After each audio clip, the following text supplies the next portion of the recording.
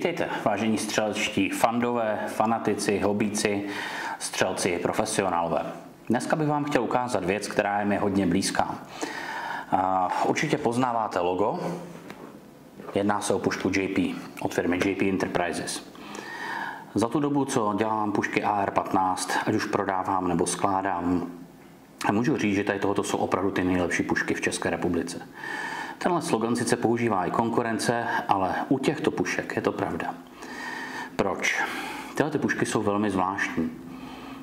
Nešetří se na nich ani na materiálech, ani na povrchovkách, ale to i některé konkurenční produkty mají dobré.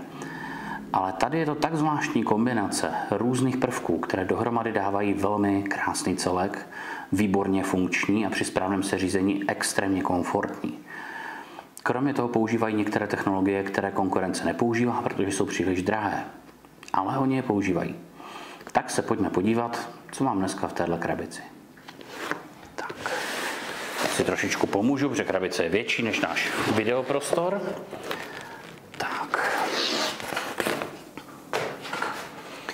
Když opomeneme takové drobnosti jako apartní čepička, drobnosti na čištění, na záběh hlavně a zásobník, tak to jsou všechno věci, které vás v podstatě moc nezajímají. Ale co by vás zajímat mohlo a mělo, je zase jedna z mnoha AR-15. Já se s dovolením zbavím tady obalu.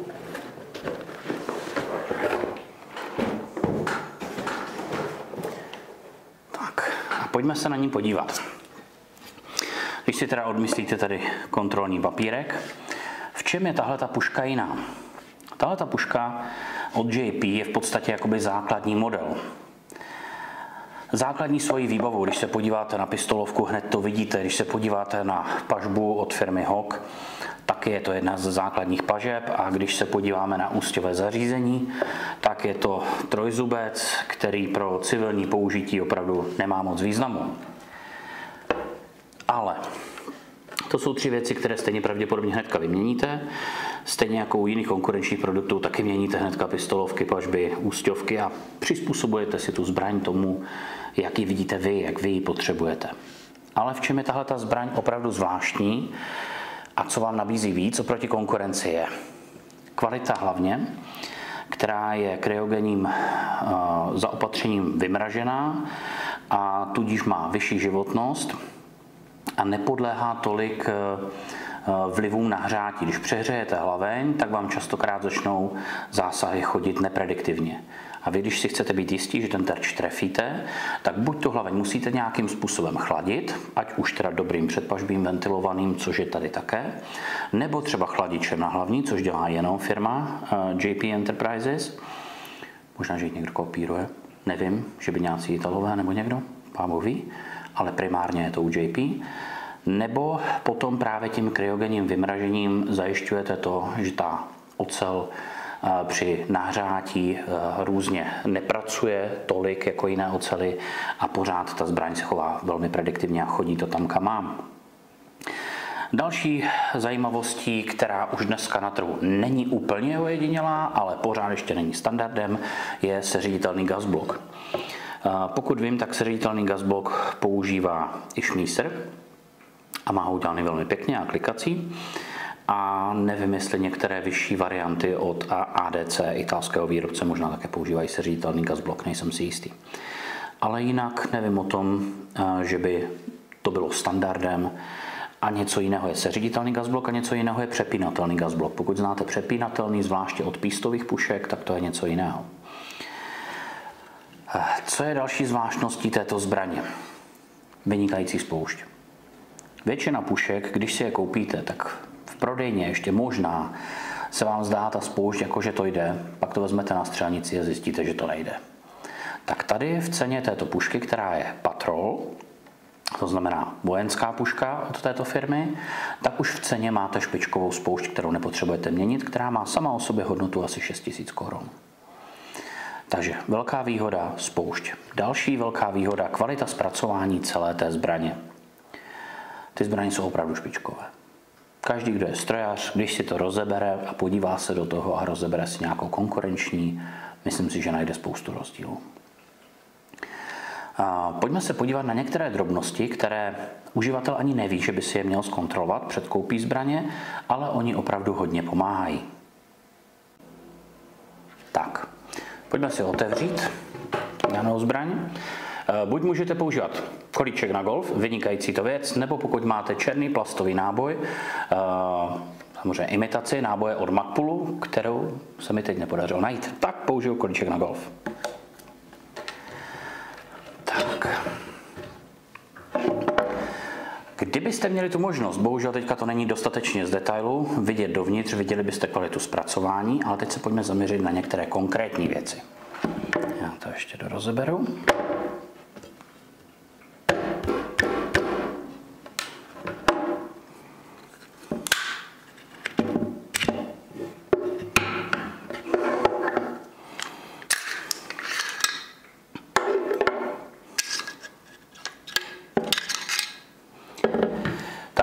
Co se týče kličky, to u vás nepřekvapím, standardní klasická klička, ale když se pokusíme, abyste to viděli v detailu, všimněte si, že tato část je leštěný elox, že není matný.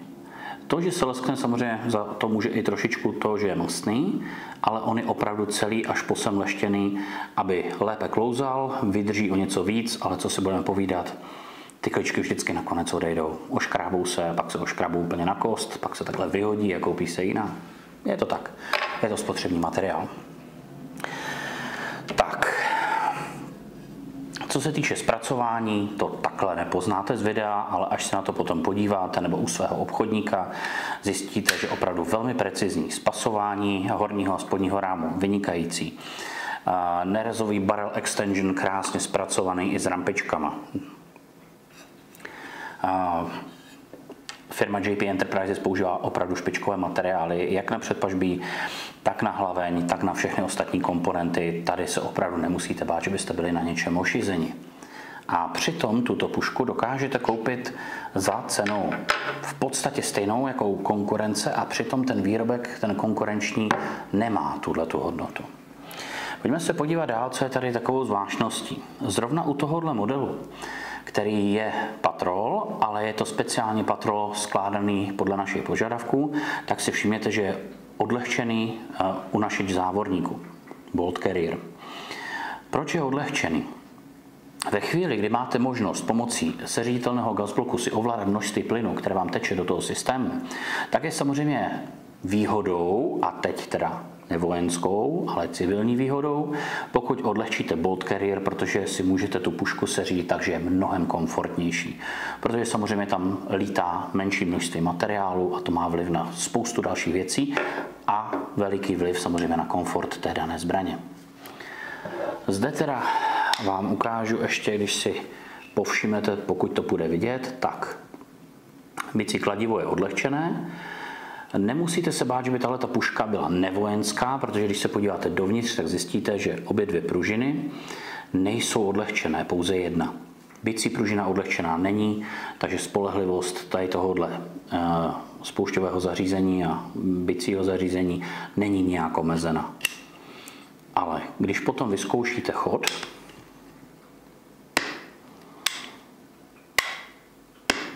tak zjistíte, že je to něco úplně jiného, než co vám nabízí konkurence. Respektive to, co vám nabízí konkurence, v 90% případů budete muset zaměnit. Proč tomu tak je? Málo který z uživatelů opravdu docení kvalitní spoušť. Většina uživatelů prostě, zvlášť u vojenské flinty, to bere tak, u vojenské pušky to bere tak, že prostě co tam je, to tam je, nějakým způsobem se to odmačká, ono to udělá kabum a tím je hotovo. Jenomže už jenom trošičku advanced uživatel hnedka ví, že spoušťové ústrojí je obrovsky důležité pro to, jakým způsobem potom ten uživatel s tou zbraní funguje a jaké má zásahy. Proto dojde většinou k tomu, že ať už si koupí jakékoliv spoušťové ústrojí v té zbraní, tak ho hnedka vymění za nějaké, na které je zvyklý nebo které preferuje. A ti výrobci to vědí. Takže oni vědí, že buď uživatel bude spokojen, anebo že to stejně hnedka vymění, takže proč by do toho investovali peníze? No proč? Protože chci prodávat klientům kvalitní zbraň a ne něco, kde musí všecko očesat, vyměnit Byť na tomhletom modelu konkrétním jsou tu věci, které dřív nebo později vyměníte.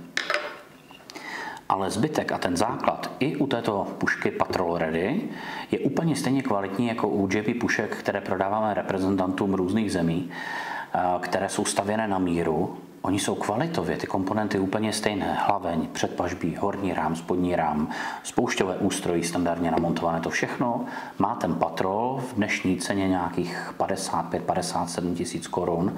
Úplně stejné jako závodní pušky za 100-120 tisíc korun. Proč je tam teda takový velký cenový rozdíl? Je to z důvodu toho, že když se vám ta puška skládá na míru, tak je to něco jiného, než když vám ve výrobě jede proces, kde ty pušky jedou za sebou, ten proces je nějak nadizajnovaný. A není to, že by tam 3 technici chodili, nazbírali si díly, poskládali vám pušku. To je prostě časově náročné, lidsky náročné. Takže bohužel ty custom pušky samozřejmě stojí jinou cenu. Další věc, kterou je dobré si zkontrolovat, když si budete vybírat pušku, je, jak hladká je buffer tube. Se použijeme aspoň nějaké nářadíčko.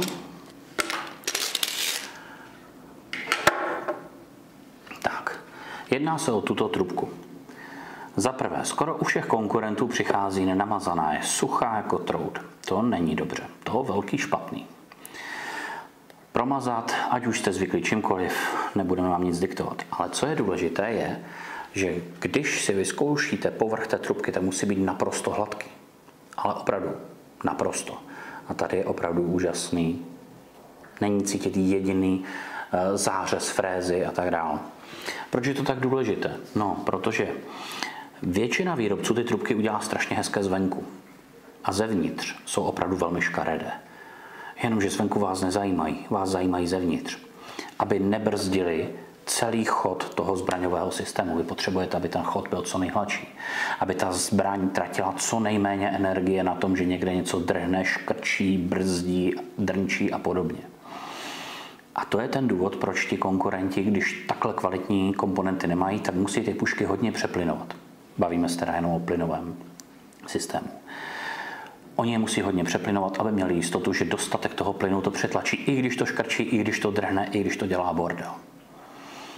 Tady tahle ta zbraň dokazuje, že proč si kupovat špatné komponenty a pak to přeplynovávat, když si můžu ohlídat kvalitově vynikající komponenty, tím pádem ta zbraň chodí už od začátku. I ve chvíli, kdy je částečně přeplynovaná z výroby, tak chodí výborně. No a až se zaběhne, tak vy pomocí seřaditelného gasbloku snížíte ten průtok plynu, ta puška se ještě více sklidní a pak při střelbě poznáte, že není černá puška jako černá puška. Takže to pojďme zhrnout. Co tahle puška nabízí víc? Za prvé, výborné renomé svého výrobce. Extrémně kvalitní materiály, ze kterých je vyrobena. Technologie, například na hlavní, které nepoužívá nikdo jiný. Ve standardu seřaditelný gasblok. Máme tady závorník, který je povlakovaný technologií DLC, Diamond Like Ceramic, vysoce kluzný povrch, vysoce odolný.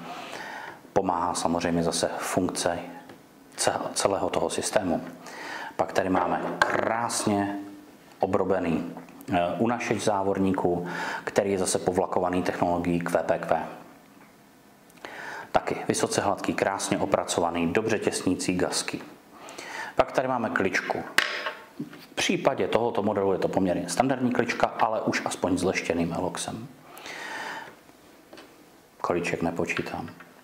Dále tady máme, všimněte si, buffer pružinu, která je za prvé nerezová a za druhé povrchově zaleštěná.